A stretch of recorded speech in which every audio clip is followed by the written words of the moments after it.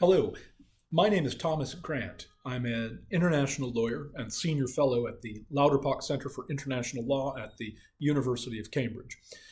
I've been asked to say a few words about Russia and Russia's participation in the Security Council of the UN.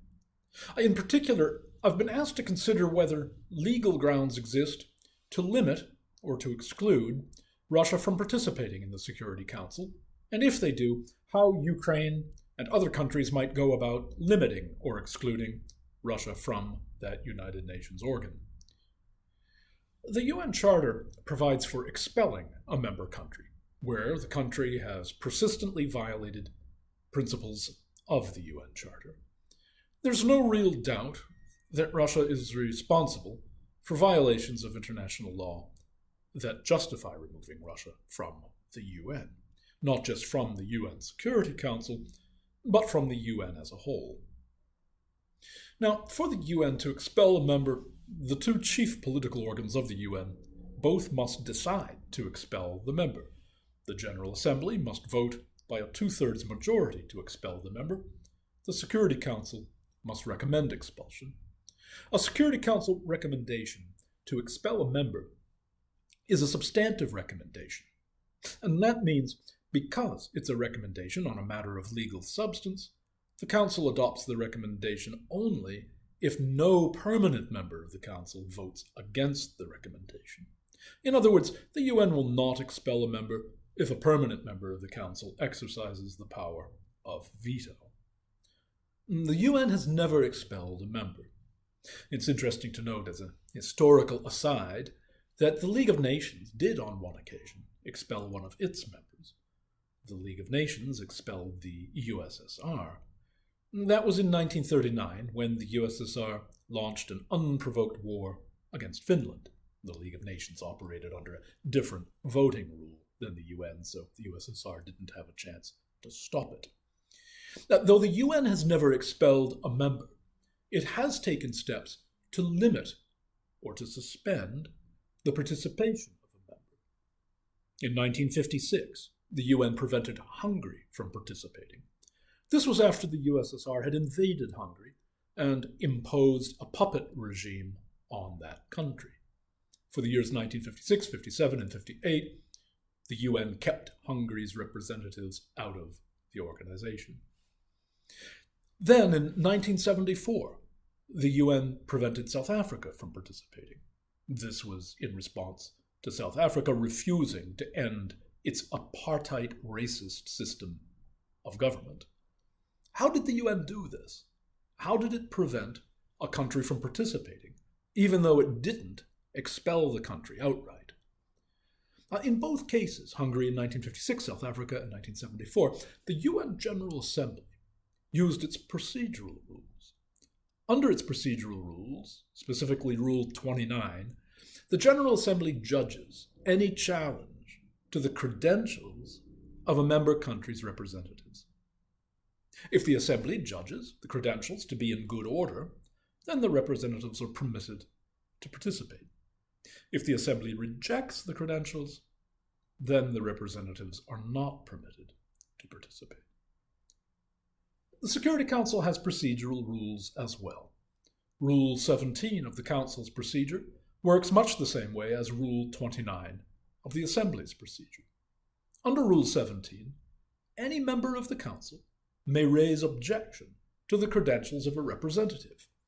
If the Council decides that the representative's credentials are in good order, then the representative may keep his seat and participate. If the Council decides to reject the credentials, then the representative must vacate the seat and his country will not participate. It's under the credentials procedure that the UN Security Council could vote to reject Russia's credentials. But wouldn't Russia veto any proposal to prevent Russia from participating in the Council? After all, Russia holds a permanent member seat in the Council, and every permanent member has the power of veto. Veto, however, applies only to matters of legal substance in the Council. A veto does not apply to decisions of procedure. Credentials decisions are decisions of procedure. Accordingly, Russia could not use the veto to block the Council from rejecting Russia's credentials. Now, in the Security Council, Russia fills the seat allocated under the UN Charter to the Soviet Union, the USSR. Ukraine's foreign minister recently has observed that Russia came to fill the USSR seat in December 1991. The foreign minister has raised the question whether Russia coming to fill the USSR seat was constitutionally proper. It's a serious question. Mr. Kuleba, the foreign minister of Ukraine, is in good company when he asks it. One of the preeminent international lawyers of the latter part of the 20th century, Professor Yehuda Blum, who held the Hirsch-Lauterpacht Chair of International Law at the University of Jerusalem, and in fact had represented his country at the UN for a number of years, doubted whether it was constitutionally proper for Russia to fill the old Soviet seat. Ukraine has good reason to remind UN members of the manner in which Russia came to fill the Soviet seat, which was at best idiosyncratic. And Ukraine also has good reason to remind UN members of the manner in which Russia uses that seat. Since 1991, Russia has been by far the most prolific among permanent members in wielding the veto.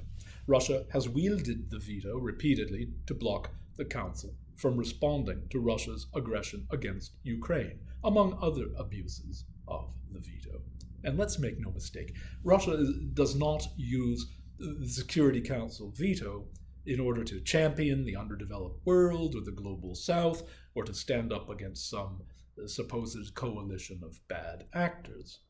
Russia uses the veto in order to avoid accountability, in particular accountability for Russia's own egregious violations of international law. For the Security Council to use its credentials procedure to exclude Russia would follow practically to the letter well-tested UN precedent.